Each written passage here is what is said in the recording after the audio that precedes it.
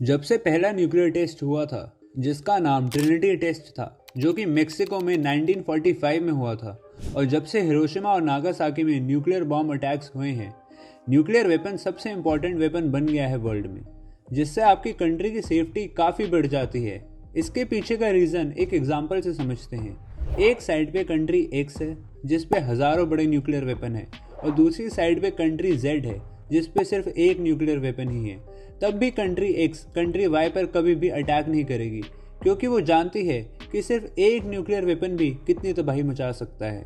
यही एक रीज़न है कि काफ़ी कंट्रीज जापान में हुए न्यूक्लियर अटैक के बाद अपने आप को सेफ रखने के लिए न्यूक्लियर वेपन्स बनाने और टेस्ट करने लग गई। अब तक 2475 न्यूक्लियर टेस्ट किए जा चुके हैं पूरे वर्ल्ड में। उसमें से 85% टेस्ट सिर्फ दो कंट्रीज़ ने किए हैं, यूएसए और फॉर्मर सोवियत यूनियन। लेकिन इनमें से सिर्फ दो बॉम्ब्स ही वॉर में यूज़ किए गए हैं, जो कि यूएसए ने किए थे अगेंस्ट जापान।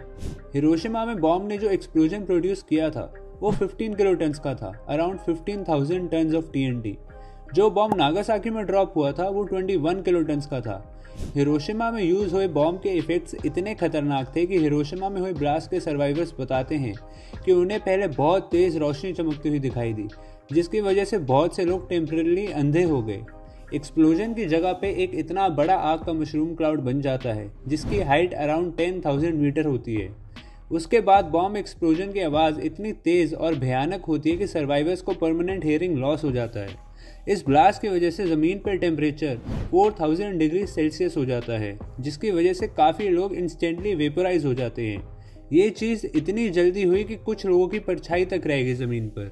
69% बिल्डिंग्स पूरी तरह से तबाह हो जाती हैं और 6 से 7% बिल्डिंग्स काफ़ी डैमेज होती हैं। अराउंड 70 to 80,000 लोग उस ब्लास्ट में मर जाते हैं, जो कि 30% पॉपुलेशन होती है हिरोशिमा की उस टाइम, और कुछ 70,000 इंजर्ड हो जाते हैं। पर वॉर में यूज़ किए गए न्यूक्लियर बॉम्ब्स जो हिरोशिमा और नागासाकी में यूज़ किए गए थे, वो बॉम्ब्स आज काफ़ी छोटे हैं अगर उन्हें मॉडर्न वेपनरी से कंपेयर करें तो। आज के टाइम पे इससे काफ़ी ज़्यादा पावरफुल न्यूक्लियर वेपन्स प्रेजेंट है वर्ल्ड में। अगर हम यूनाइटेड स्टेट्स की बात करें तो इनका सबसे बड़ा न्यूक्लियर वेपन है B-83। इसका वेट 1100 kgs, हाइट 12 फीट और डायमीटर अराउंड 18 इंचेस है। ये यूएसए का फिलहाल सबसे पावरफुल न्यूक्लियर वेपन है। ये 1.2 मेगाटन्स का ब्लास्ट प्रोड्यूस कर सकता है। अगर इसे और अच्छे से समझे तो 1 megaton equals to 10 lakh ton of TNT, जो कि 1000 किलो टन्स होता है, और हिरोशिमा ब्लास्ट में बस 15 किलो टन्स का इस्तेमाल हुआ था। मतलब 1 B-83 equals to 80 Hiroshima bombs. United States में अभी तक लार्जेस्ट न्यूक्लियर वेपन टेस्ट है कैसल ब्रावो। ये 15 मेगाटन्स का ब्लास्ट प्रोड्यूस कर सकता है, जो कि 1000 टाइम्स मोर पावरफुल है हिरोशिमा बॉम्ब के।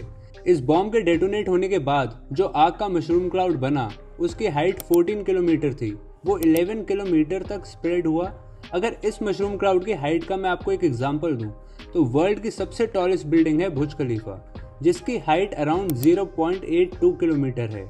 तो अराउंड 17 बुर्ज खलीफा जितनी हाइट का मशरूम क्लाउड बन गया था स्काई पे। पर वो कुछ भी नहीं है रशिया के न्यूक्लियर बॉम्ब के सामने, जिसका नाम सार बॉम्बा है। इस बॉम्ब का वेट 2700 kg है, हाइट 25 फीट और डायमीटर 6.9 फीट है। इस बॉम्ब की एक्सप्लोजन फोर्स 50 मेगाटन्स की है, जो कि 3333 हिरोशिमा बॉम्ब्स के बराबर है। यहाँ तक कि इसके टेस्ट के टाइम जो प्लेन इस बॉम्ब को ड्रॉप करने वाला था, उसके चांसेस ऑफ सर्वाइवल 50% ही थे। इसलिए इसे 1 टन पैराशूट के साथ ड्रॉप किया गया, ताकि ये स्लोली ज़मीन पे पहुँचे।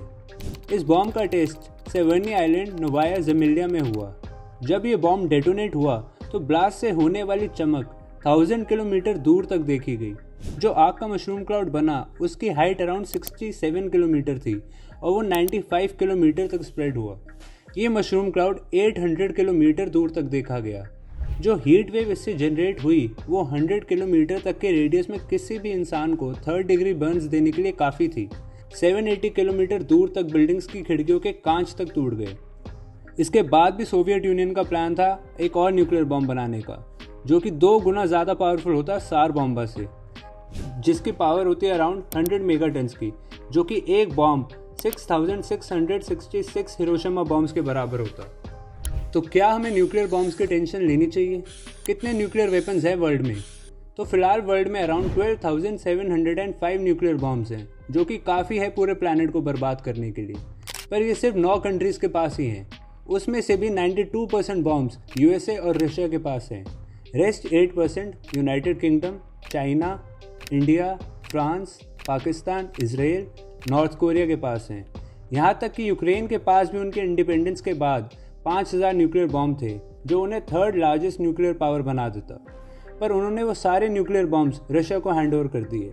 इसका मेन रीज़न था कि यूक्रेन के पास अपना न्यूक्लियर वेपन प्रोग्राम नहीं था, तो वो काफ़ी स्ट्रगल करता, क्योंकि जब उनके करंट न्यूक्लियर वेपन्स एक्सपायर होते तो वो उन्हें नए के साथ रिप्लेस नहीं कर पाते।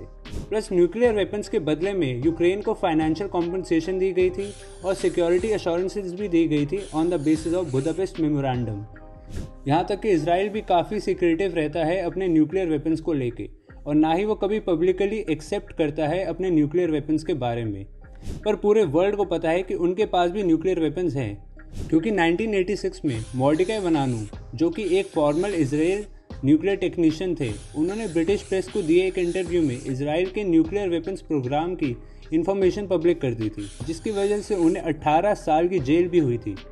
साउथ अफ्रीका के पास भी 6 न्यूक्लियर वेपन्स थे, पर अर्ली 1990s में उन्होंने अपने न्यूक्लियर बॉम्ब डिसमेंटल कर दिए। अगर आप इस टॉपिक से रिलेटेड एक और वीडियो देखना चाहते हैं तो मेरी पुरानी वीडियो चेक करें, जिसमें मैंने बताया है कि कैसे इंडिया ने ऑलमोस्ट पाकिस्तान के न्यूक्लियर वेपन प्लांट को डिस्ट्रॉय कर दिया था।